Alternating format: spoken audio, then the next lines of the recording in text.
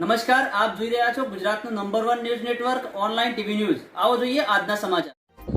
કચ્છના અંજાર તાલુકાના મોટી નાગલપર અને નાની નાગલપર ગામના ગ્રામજનો તથા પંચાયત દ્વારા કાર્યપાલક ઇજનેર શ્રી કચ્છ સિંચાઈ વિભાગને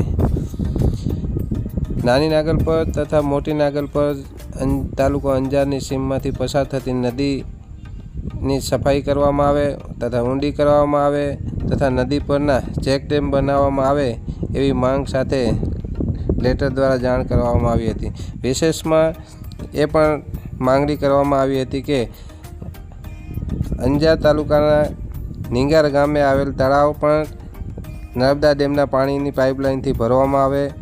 આનાથી ચેકડેમો તથા તળાવ ભરાવાથી નાની નાગલપર અને મોટી નાગલપરના વિસ્તારના ખેડૂતોને ત્યાં ખેતી કરતાં બોરથી ખેતીલાયક પીવાનું પાણી જે મળી રહ્યું છે તે 700થી 800 ફૂટ ઉપર પાણી હાલે પીવાલાયક પાણી છે, જેની ગ્રેવિટી વધવાથી પાણીની જળસ્તર ઊંચું આવશે અને ખેડૂતોને ફાયદો થશે।